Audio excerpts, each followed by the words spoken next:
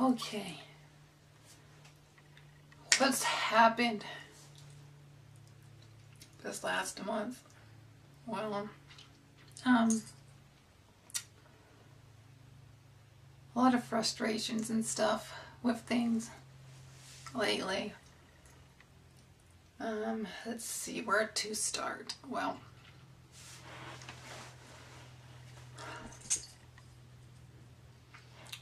I've been really noticing a difference with my hormone cycle, because I noticed it was like last month. It's like how I mentioned, even though I'm taking the micronized progesterone every single night when I go to bed in the suppository route, my body started going through its cycle again, even though I'm still taking it that way every night. So my body is still acting like cyclically. So I'm having that female hormone cycle every month, where it's different every single month. It's not always the same, just like cisgender women. So, like the 2 weeks before it's hormonally my time of the month, that's when my sex drive is like the highest, or when it goes up, and that's when I'm wanting sex more. Then when it's hormonally my time of the month, I end up getting the cramps and bloating. And that's always different every month, like how strong or how mild it is. And it usually lasts 3 to 10 days, somewhere around there. I've experienced in the past. Last time was about 6 days, but day 5, my sex drive was just at the highest peak, where it was giving me feelings and sensations down there in the vaginal area of needing to have sex that way. And because of my fluid sexuality, how it changes. I've been noticing it's been changing more during that time of the month than the rest of the month, even though the rest of the month it does change, but it does it so more during that time.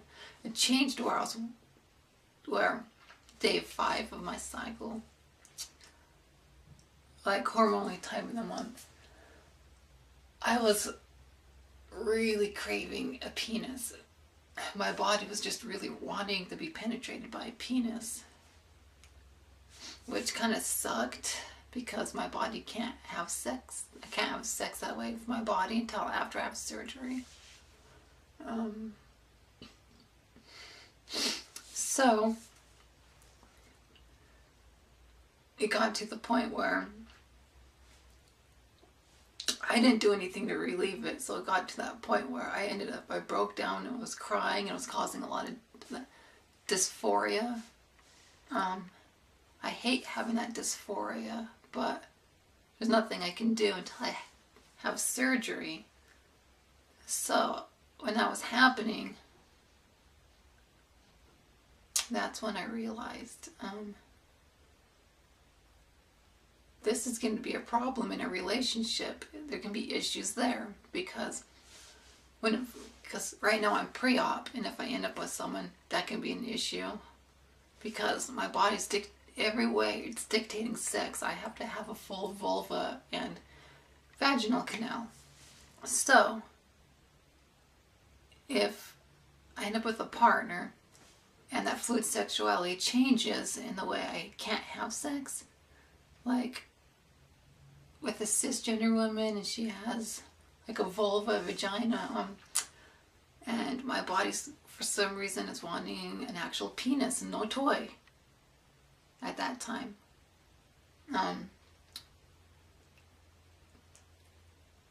That could be kind of like an issue, or vice versa with the trans woman, because I also like trans women if she's pre-op and I'm wanting like a vulva and vagina, like vulva on vulva, for instance. But if she's pre-op and I'm craving a penis, that could work. But if she's post-op and I'm craving a penis, you see the dilemma there?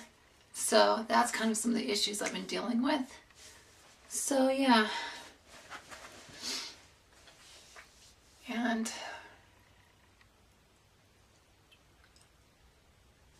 it doesn't seem like the dysphoria is getting better, because I know every single month it seems like it's getting worse during that fluctuation, because I still don't have a full vulva and vaginal canal. So that's where that issue, the big huge issue, is coming from.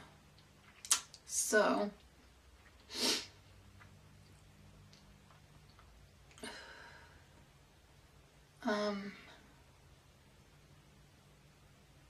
let's see. And my therapist, one of them, which, yeah, the therapist I'm seeing, one of them, like the second therapist, just like what happened before, the internship is, like, yeah, her internship is like closing, like ending, just like the person I was seeing before, when I was seeing him to get my second letter for surgery. His internship ended, so that's why I'm seeing her for my second therapist right now. Then I'm going to have to switch to another one, someone else.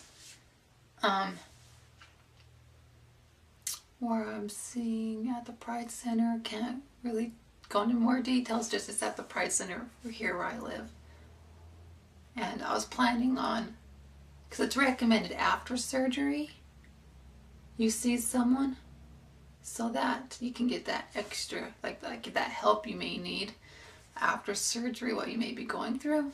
So my plan was just to keep seeing someone there at the Pride Center until after I have surgery and get that extra help I need.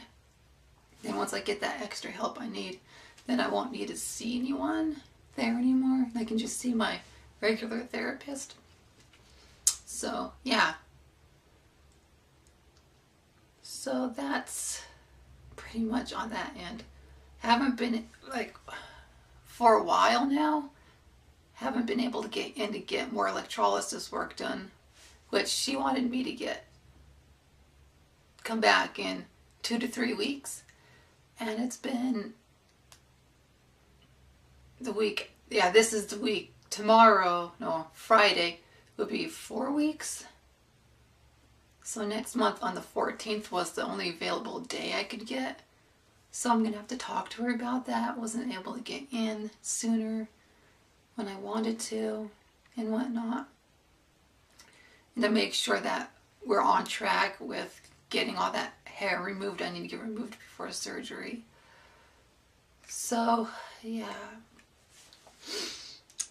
And physical changes. I know that's what most of you are here to find out. What kind of changes I've been having the last month. Well, being off of bicalutamide. My spontaneous orgasms have dropped off to pretty much nothing. This last month, 5 full orgasms. Like spontaneous orgasms, like 5. To the whole month.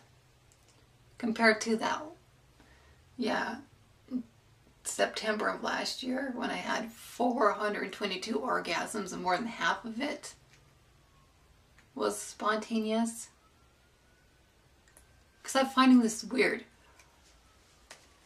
When I was on the estrogen pills, I go up to 6 milligrams. It slowly triggered spontaneous orgasms to happen. I switched from the pills to the estrogen injections, didn't change a thing. I switched to micronized progesterone from medroxyprogesterone, didn't change a thing. Then I slowly got onto bicalutamide. Then the spontaneous orgasms increased. Then going off of bicalutamide, they decreased. And I'm like, why would one prescription cause it to happen, but going off of a different one that didn't cause it in the first place stops it like pretty much from happening to almost nothing? That's what's weird about that. And because that testosterone difference that was causing that excess body hair issue I was having, being on finasteride for it, it hasn't really gotten rid of the body hair. I still have that hair, like, few going through the jawline going this way, the bottom part of the chin here, this part here, and through here. I still have that hair, and one stupid hair right there. Yeah. So, my underarm hair, it started growing again, I've noticed, last month and this month, which I've shaved once this month, my underarms, so far. So, it's not getting rid of the hair, but it's making it grow slower, but not slow enough, and yeah. So,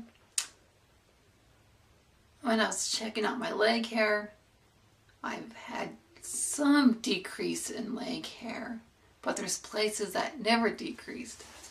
Okay, the tummy area, from the belly button down to the pubic hair, this area, a lot of the hair has decreased, but some of it hasn't. And the pubic hair shape has gone to that rounded male pattern, which I don't understand why it's doing that when it's never really been like that on hormones. And right here, this part against the leg, right where the bikini line is through here, it's about stripped like this, and like right here, this area, right here and here. That hair hasn't gone away. I've gained a little bit. And that's kind of frustrating when I've never really had hair there. Because when I started HRT, the hair that started to come in there went away when I was on spironolactone. Which I don't want to be on spironolactone ever again because that's no good for me.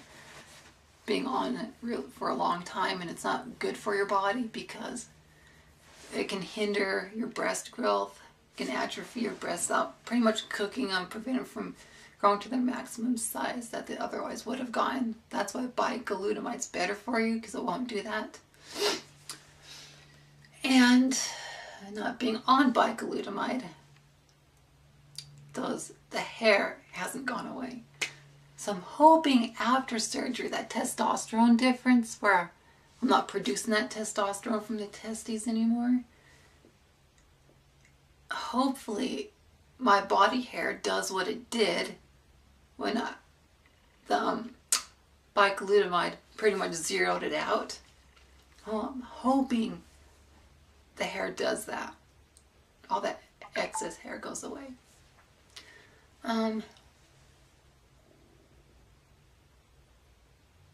Like other physical aspects of my body, like there's things that hasn't changed for years, like the pelvis, how it's tilted forward, that's still the same. And like softer skin and whatnot, still the same. And like just the way everything's shaped, because the pelvis tilted forward, how it makes the legs, how it positions the legs so the knees point in, that's still the same. That's, once stuff like that's changed, it stays pretty much that way. And like the position of your arms, it's like, for instance, if you go like this, it goes on this angle, or goes here, then out like that. You can see that hasn't changed since that part's changed. And like certain aspects of the body, like for me, I noticed like when I have higher testosterone, this part of my chin, from here to here, if it's male-ranged hormones, because how this shape goes like that, these two parts are in more, but when it's female-ranged hormones, they're spread out more, where it's at now. And the shape of my nose from the sides right here, how far in it is, or how far out it is, I've noticed depending on male hormones or female hormones. On female hormones, this part's in more, pretty much where it's at now.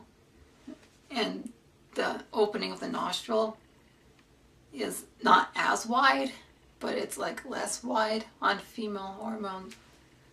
So things like that hasn't changed since all of those changes. The biggest changes has just been with my fluid sexuality and my breasts. My face hasn't really changed much. And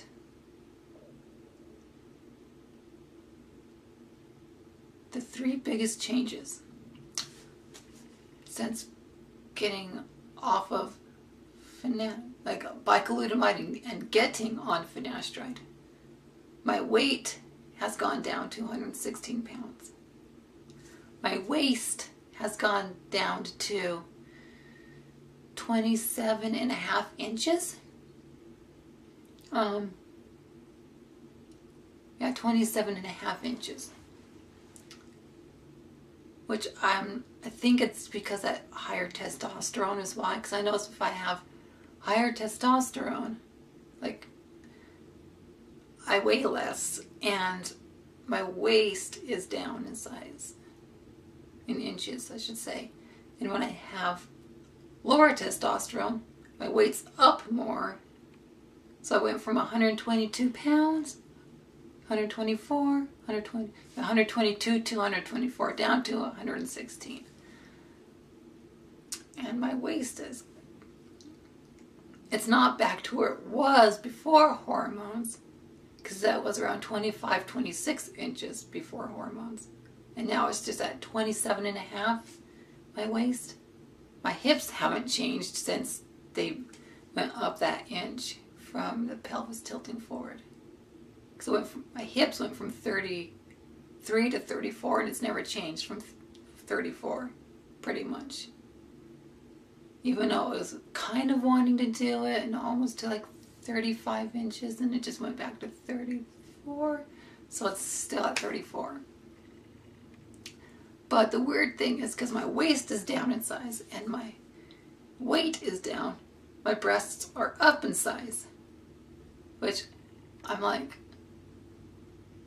that's interesting why my breasts would be up in size, but everything else would be down in size. Because usually when my waist and my weight goes down, my breasts go down. But I've noticed my breasts have gone down. It keeps fluctuating between half an inch, 39 to 39.5 inches.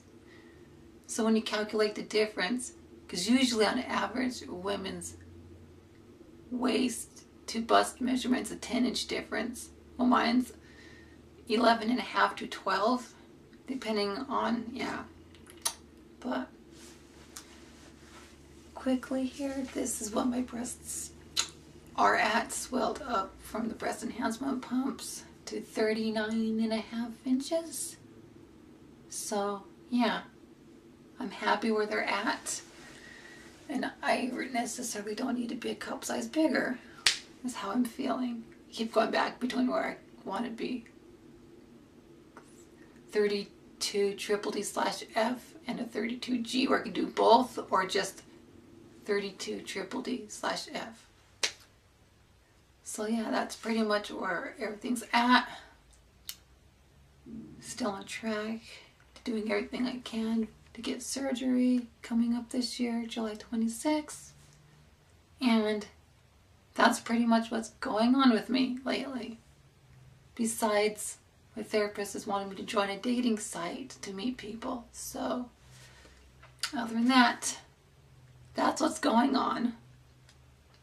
So, well, it's my therapist at the Pride Center. So, is wanting me to join a dating site to meet people. But other than that, that's what's been going on this last month. So, yeah.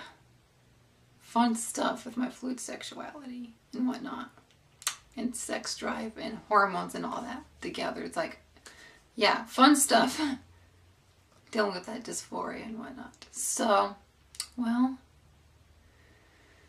until my next video, please comment, rate, and subscribe. And I'm sorry these videos have been uploaded really extremely late. But it is what it is. So until next video, please comment, rate, and subscribe. And